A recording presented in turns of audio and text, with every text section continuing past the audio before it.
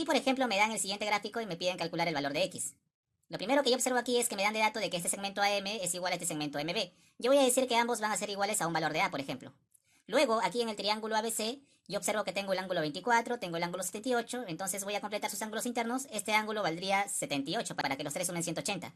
¿Qué observo aquí? Que el triángulo ABC es un triángulo isósceles. Por lo tanto, aquí lo anotaría como primer punto, que el triángulo ABC se convierte en un triángulo isósceles. ¿Qué sucede en este triángulo isósceles? De que si este lado AB mide 2A, este lado BC también debe medir 2A. ¿Cómo lo expresamos aquí abajo? Decimos que el lado AB va a ser igual al lado BC y ambos iguales a 2A. ¿Qué más tengo por aquí? Aquí tengo yo un ángulo de 30 grados y este no es cualquier ángulo, es un ángulo notable. ¿Cómo aprovechamos ese ángulo notable? Para aprovecharlo tenemos que ubicarlo en un triángulo rectángulo. Pero aquí este ángulo 30 no está en un triángulo rectángulo. Pero no hay problema, podemos construir nuestro triángulo rectángulo. Para ello trazamos una perpendicular desde B tal que corte a la prolongación de CP en algún punto, teniendo el siguiente gráfico por acá. Decimos entonces que la perpendicular trazada desde B corta la prolongación de CP en un punto H. Como te das cuenta, ahora este ángulo de 30 ya se encuentra en un triángulo rectángulo, que es el triángulo rectángulo BHC. Entonces, por triángulo notable de 30 y 60, si la hipotenusa mide 2A, el lado opuesto a 30, ¿cuánto debe medir? La mitad, es decir, A.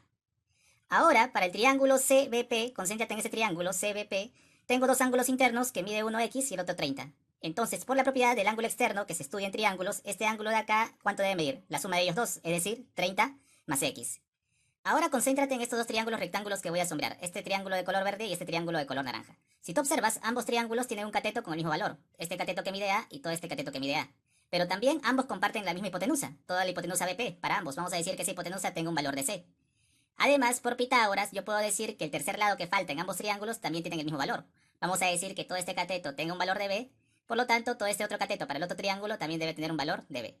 No me interesa cuánto vale el cateto en ambos triángulos, lo que me interesa únicamente es saber que ambos catetos son iguales. Ahora, para ambos triángulos, ¿qué observo? Que sus tres lados, ¿cómo son? Son congruentes. Por lo tanto, dichos triángulos también, ¿cómo serán? Serán congruentes. Por el caso, lado, lado, lado. Aquí entonces, como segundo punto, diremos que todo el triángulo rectángulo BMP va a ser congruente a todo el triángulo rectángulo BHP. Ahora, ¿qué voy a hacer una vez que yo compruebe que estos dos triángulos rectángulos son congruentes? Entonces lo que yo voy a hacer justamente es encontrar los elementos congruentes que faltan en ambos triángulos, que en este caso, como hemos dicho en la parte teórica, son los ángulos internos. Pero no es necesario obtener los tres, sino únicamente los que sea necesario. Te vas a dar cuenta que en este caso, obteniendo solamente un ángulo congruente, el problema ya se puede resolver.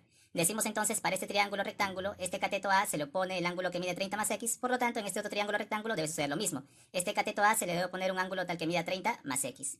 Acá siguiendo la notación debe suceder lo mismo. Para este triángulo rectángulo, el ángulo que se encuentra en P debe ser congruente a este otro triángulo rectángulo que se encuentra en P. Por lo tanto, el ángulo que se encuentra en P en ambos triángulos debe medir 30 más X, como indica acá el gráfico. Luego, en el triángulo rectángulo BMP, observo que este ángulo agudo, 24 más X, y este otro ángulo agudo, 30 más X, ¿cuánto deben sumar? Deben sumar 90 grados. Decimos acá entonces como último punto que la suma de dichos ángulos debe sumar 90 grados. Acá tenemos una ecuación. Resolviendo esta ecuación, obtenemos que el valor de X, ¿cuánto saldría? Saldría 18. Por lo tanto, la respuesta sería la clave D.